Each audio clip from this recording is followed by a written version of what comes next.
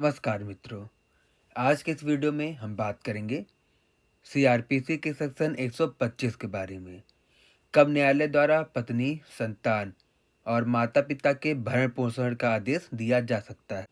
अब इसको लेके आपके मन में कई तरह के सवाल उठ रहेंगे, जैसे कि कब नाबालिग और विवाहित पुत्री पिता से भरण पोषण पाने का अधिकार रखती है। क्या भरण पोषण के बाद मुकदमे के दौरान कार्यवाही का खर्चा मिलता है। अंतरिम भरण पोषण और बाद की कार्यवाही के लिए खर्चे की राशि के आवेदन का निस्तारण कब होता है। भरण पोषण और खर्चे के आवेदन के निस्तारण के कितने दिन बाद भत्ता मिलने लगता है। यदि न्यायालय के आदेश के बाद भी पति अपनी पत्नी, पिता अपनी संतान या पुत्र अपने माता पिता को भत्ता व कार्यवाही का खर्चा देने से इनकार कर देता है तो क्या होगा। क्या न्यायालय द्वारा वसूली के लिए लेवी वारंट कब जारी किया जाएगा। क्या भरण पोषण के बाद मुकदमे के दौरान कार्रवाई का खर्चा मिलता है। यदि पति इस शर्त पर पत्नी को भत्ता देने के लिए प्रस्ताव रखता है कि वह उसके साथ रहे तो क्या होगा। कब पत्नी अपने पति से भरण पोषण व कार्यवाही के खर्चे पाने के लिए हकदार नहीं होगी। भरण पोषण की मांग करने के लिए दावा कहाँ दायर होगा। वाद दायर हो जाने के बाद साक्ष्य गवाही किसकी उपस्थिति में ली जाएगी। जिस व्यक्ति के विरुद्ध भरण पोषण का वाद दायर किया गया है, यदि वह न्यायालय की कार्यवाही में उपस्थित नहीं होता तो क्या होगा। कब भरण पोषण के भत्ते में परिवर्तन हो सकता है। मजिस्ट्रेट कब किसी स्त्री के पक्ष में पारित भरण पोषण के भत्ते के आदेश को रद्द कर सकता है। भरण पोषण के आदेश का लागू होना व आदेश की प्रति कैसे, कब और कहाँ मिलती है। तो इन सभी सवालों के जवाब हम जानेंगे एक एक करके, तो वीडियो को शुरू से लेकर आखिर तक अवश्य देखें। तो सबसे पहले हम ये जान लें कि भरण पोषण होता क्या है। भरण पोषण से मतलब यह है कि किसी भी व्यक्ति की उन मूलभूत आवश्यकताओं की पूर्ति जो उसके जीवन व्यापन के लिए अति आवश्यक होती हैं। एक सामान्य व्यक्ति के भरण पोषण के लिए इन निम्न का होना अति आवश्यक होता है, जैसे रोटी, कपड़ा, मकान, शिक्षा, दवा और अन्य मूलभूत आवश्यकता। ये तो बात रही भरण पोषण क्या होता है। अब हम जानेंगे सीआरपीसी के सेक्शन 125 के बारे में। कब न्यायालय द्वारा पत्नी, संतान और माता पिता के भरण पोषण का आदेश दिया जा सकता है।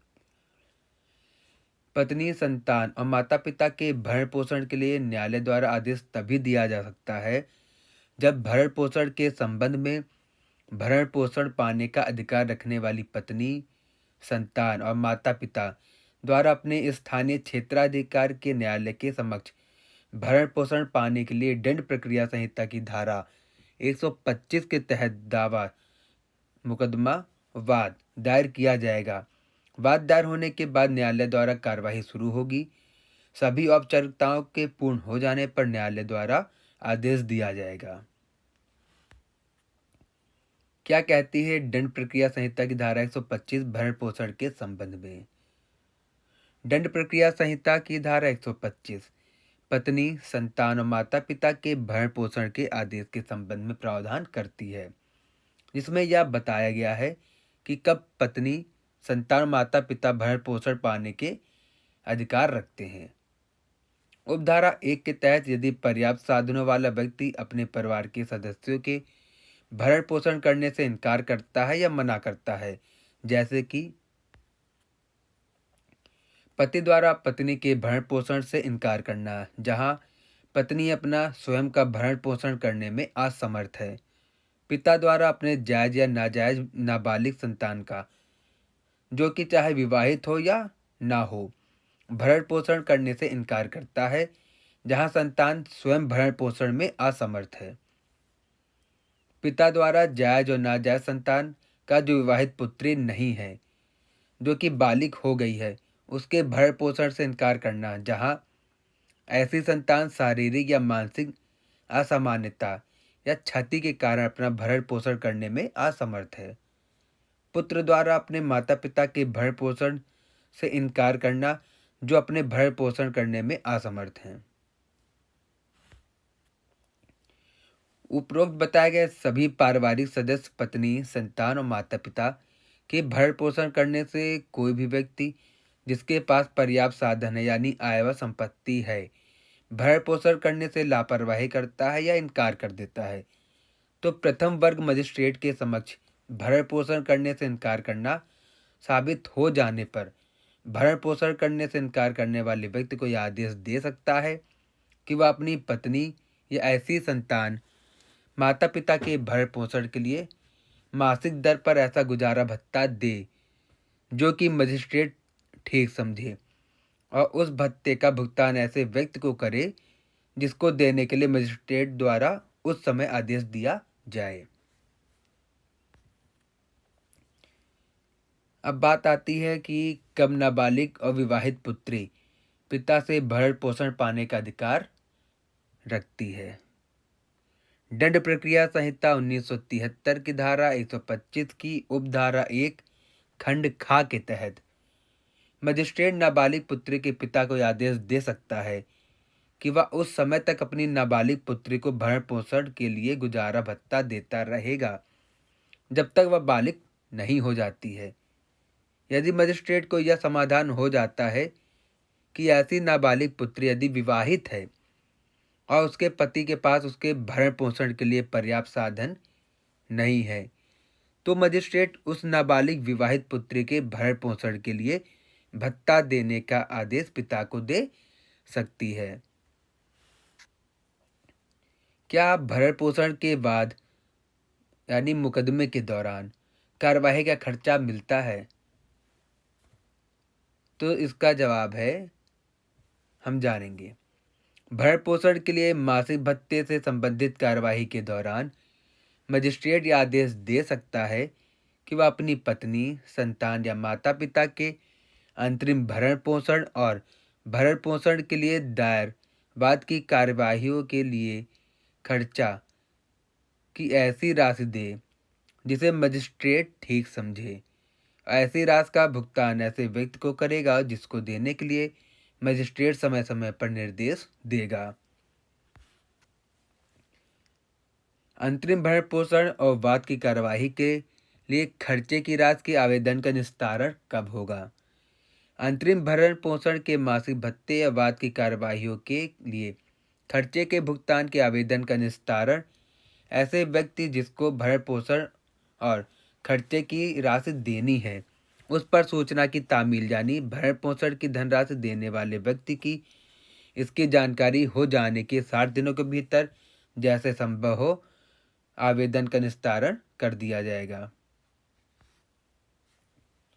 भरण पोषण और खर्चे के आवेदन के निस्तारण के कितने दिन बाद भत्ता मिलने लगता है? यह सवाल ज़्यादातर हर व्यक्ति के मन में होता है, तो इसका सवाल भी हम जानेंगे। दंड प्रक्रिया संहिता 1973 की धारा 125 की उपधारा 2 के तहत भरण पोषण व वाद कार्यवाही के खर्चों के मिलने के संबंध में बताया गया है कि कब से मिलेगा। भरण पोषण या अंतरिम भरण पोषण के लिए भत्ते या वाद कार्यवाही के लिए खर्चे के आदेश की तिथि से भत्ता देना होगा। पत्नी, संतान या माता पिता द्वारा भरण पोषण और खर्चे के लिए किए गए आवेदन के निस्तारण हो जाने की तिथि से ऐसा भत्ता देना होगा। यदि न्यायालय के आदेश के बाद भी पति अपनी पत्नी, पिता अपनी संतान या पुत्र अपने माता पिता को भत्ता व कार्यवाही का खर्चा देने से इनकार कर दे तो क्या होगा? दंड प्रक्रिया संहिता की धारा 125 की उपधारा 3 के तहत जब किसी भी व्यक्ति को न्यायालय द्वारा यह आदेश दिया जाता है कि वह अपनी पत्नी, संतान और माता पिता को भरण पोषण के लिए और कार्यवाही के लिए खर्चा दे जैसा भत्ता प्रथम वर्ग मजिस्ट्रेट द्वारा नियत किया गया है, यदि उसके द्वारा न्यायालय के उस आदेश का पालन नहीं किया जाता या पर्याप्त कारण के बिना वह आदेश का पालन करने में असफल रहता है, तो उस आदेश के हर एक अनुपालन के लिए मजिस्ट्रेट देने वाली राशि की वसूली के लिए लेवी वारंट जारी कर सकता है, जैसा तरीका जुर्माने की राशि की वसूली करने के लिए अधिनियम में उपबंधित है।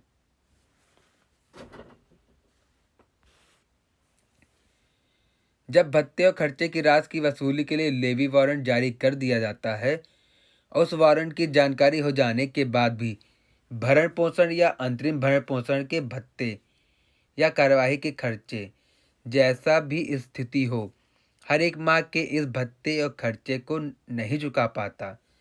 तो न चुकाए गए पूरे या उसके भाग के लिए भत्ता और खर्चा देने वाले व्यक्ति को 1 महीने तक की अवधि के लिए कारावास की सजा से दंडित किया जाएगा। यदि पहले भत्ता चुका दिया जाता है तो चुका देने के समय तक के लिए कारावास से दंडित किया जाएगा। न्यायालय द्वारा वसूली के लिए लेवी वारंट कब जारी किया जाएगा?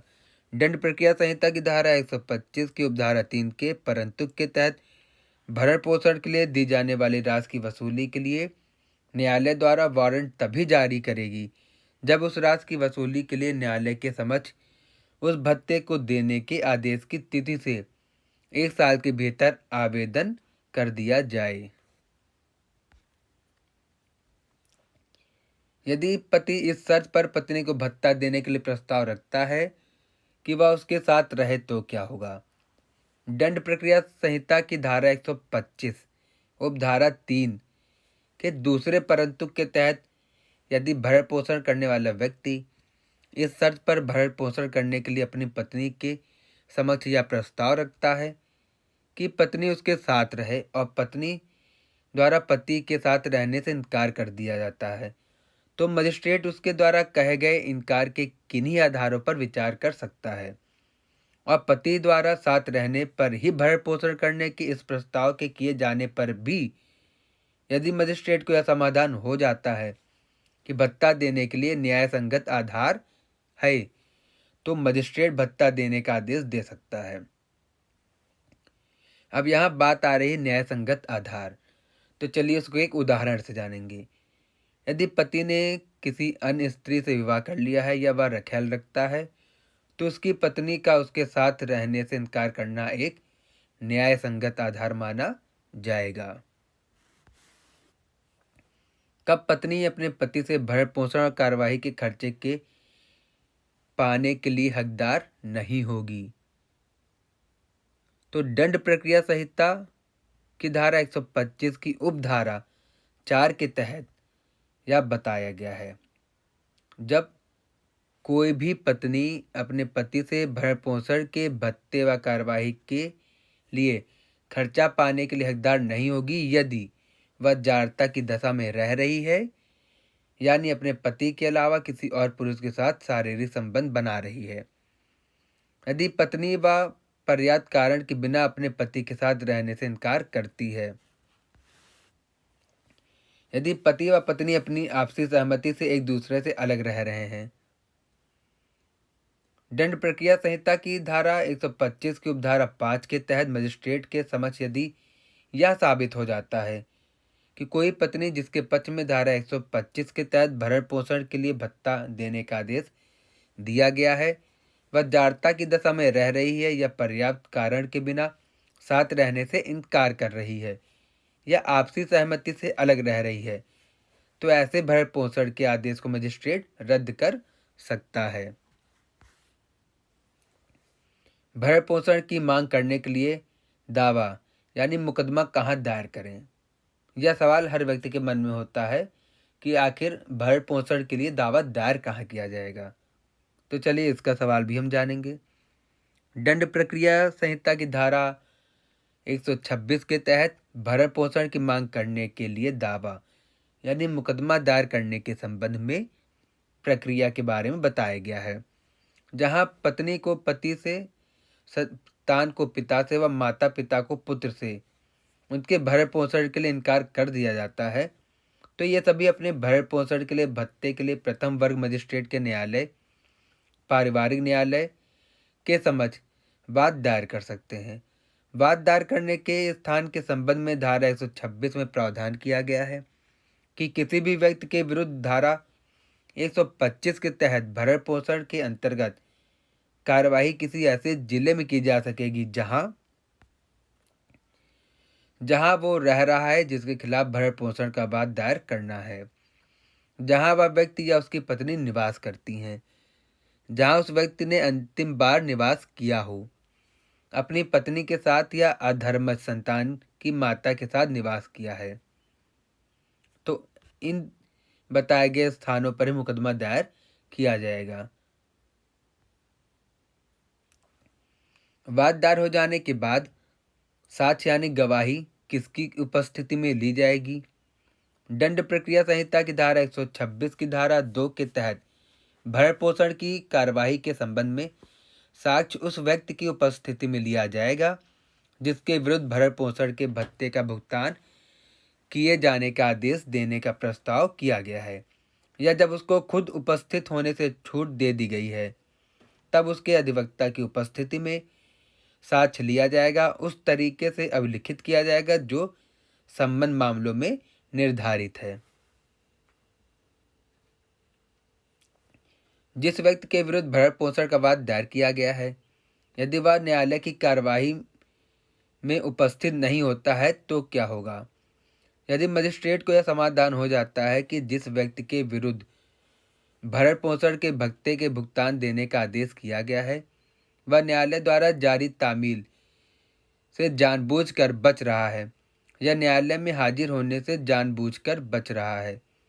यानी न्यायालय में भरण पोषण के संबंध में दायर वाद की कार्यवाही में उपस्थित नहीं हो रहा है, तो मजिस्ट्रेट ऐसे मामले में एक पक्षीय सुनवाई कर आदेश दे सकता है। एक पक्षीय आदेश को यदि विरोधी पक्षकार अपास कराना चाहता है तो ऐसे एक पक्षीय आदेश की तिथि से 30 दिनों के भीतर एक आवेदन करना होगा और उसमें उन युक्त कारणों को दर्शित करना होगा। यदि कोई खर्च के भुगतान के बारे में ऐसा कोई निबंध है तो मजिस्ट्रेट न्यायोचित और उचित समझे तो ऐसे एक पक्षीय आदेश को अपास कर सकता है। कब भरण पोषण के भत्ते में परिवर्तन हो सकता है? दंड प्रक्रिया संहिता 1973 की धारा 127 में धारा 125 की उपधारा 1 के तहत भरण पोषण के लिए या अंतरिम भरण पोषण के लिए मासिक भत्ता पाने वाले पत्नी, संतान, माता पिता और भरण पोषण के लिए भत्ता देने वाले किसी व्यक्ति परिस्थितियों में परिवर्तन हो जाता है और ऐसा परिवर्तन साबित हो जाने पर मजिस्ट्रेट जैसा उचित समझे अंतरिम भरण पोषण के लिए दिए जाने वाले भत्ते में जैसी स्थिति हो परिवर्तन कर सकता है।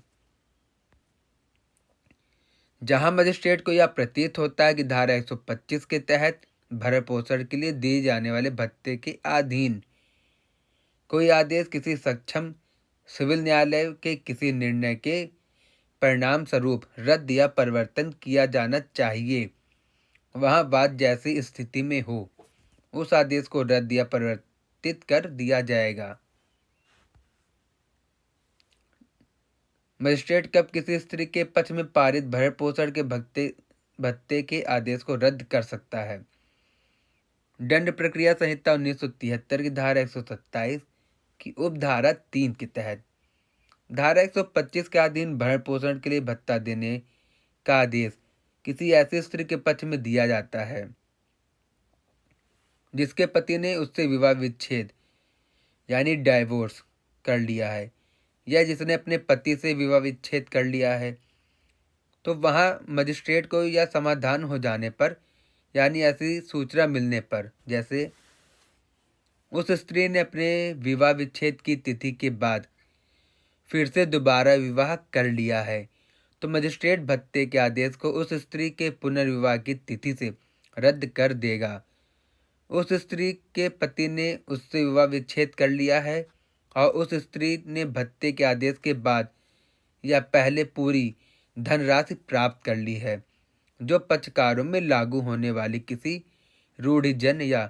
पर्सनल लॉ के अधीन विवाह विच्छेद पर देनी थी, तो मजिस्ट्रेट भत्ते के आदेश को उस दशा में जिसमें ऐसी धनराशि भत्ते के आदेश से पहले दे दी गई थी, तो मजिस्ट्रेट ऐसे भत्ते के आदेश के दिए जाने की तिथि से उस भत्ते को रद्द कर देगा। किसी अन्य दशा यदि कोई हो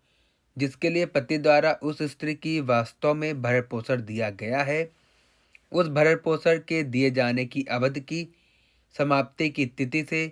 मजिस्ट्रेट उस भत्ते के आदेश को रद्द कर देगा। उस स्त्री ने अपने पति से विवाह विच्छेद प्राप्त कर लिया है और अपने विवाह विच्छेद के बाद अपने भरण पोषण या अंतरिम भरण पोषण जैसी स्थिति हो, इन अधिकारों का त्याग अपनी इच्छा से कर दिया था, तो मजिस्ट्रेट भत्ते के आदेश को उस तिथि से रद्द कर देगा। किसी भरण पोषण या दहेज की वसूली की डिग्री करने के समय सिविल न्यायालय उस राशि की गणना करेगा जो ऐसे आदेश जहां किसी ऐसे व्यक्ति द्वारा जिसे धारा 125 के अधीन कोई भरण पोषण या अंतरिम भरण पोषण के लिए या उनमें से किसी के लिए कोई भी मासिक भत्ता दिए जाने का आदेश दिया गया है, तो ऐसे आदेश का अनुसरण भरण पोषण या अंतरिम भरण पोषण या उनमें से किसी जैसी स्थिति हो मासिक भत्ते के रूप में उस व्यक्ति को दी जा चुकी है या उस व्यक्ति द्वारा वसूली जा चुकी है, तो मजिस्ट्रेट उस भत्ते के आदेश को रद्द कर देगा। भरण पोषण के आदेश का लागू होना व आदेश की प्रति, यानी भरण पोषण का जब आदेश न्यायालय द्वारा दे दिया जाता है तो उस आदेश की प्रति कैसे ली जाएगी और कहाँ ली जाएगी, इसके बारे में दंड प्रक्रिया संहिता 1973 की धारा 128 के तहत भरण पोषण या अंतरिम भरण पोषण और बाद की कार्यवाहियों में लगने वाले खर्चे जैसे भी स्थिति हो, इसके आदेश की प्रति उस व्यक्ति को जिसके पक्ष में भरण पोषण के भत्ते का आदेश दिया गया है या उसके संरक्षक को यदि कोई हो, या उस व्यक्ति को जिसे भरण पोषण या अंतरिम भरण पोषण के लिए भत्ता और कार्यवाहियों के खर्चे जैसी स्थितियों दिया है, भत्ते के आदेश की प्रति निःशुल्क दी जाएगी। भरण पोषण या अंतरिम भरण पोषण और कार्यवाहियों के खर्चे के आदेश को लागू करने का स्थान वह होगा जहां वह व्यक्ति निवास करता है जिसके विरुद्ध भरण पोषण के भत्ते व खर्चे का आदेश दिया गया था। किसी मजिस्ट्रेट द्वारा पक्षकारों की पहचान के बारे में, भत्ता या दिए जाने वाले खर्च के बारे में जैसी भी स्थिति हो, ऐसे भत्ते व खर्चे के न दिए जाने के बारे में मजिस्ट्रेट का समाधान हो जाने पर भत्ते के आदेश को लागू किया जा सकता है। तो दोस्तों, सीआरपीसी की धारा 125 से लेकर धारा 128 तक के बारे में यह बताया गया है कि कब न्यायालय भरण पोषण का आदेश दे सकती है और पूरी कार्रवाई होने के बाद आदेश की प्रति कैसे ली जाएगी, इसके बारे में बताया गया है। वीडियो देखने के लिए धन्यवाद। ऐसे ही वीडियो के अपडेट्स पाने के लिए हमारे चैनल को सब्सक्राइब करना ना भूलें।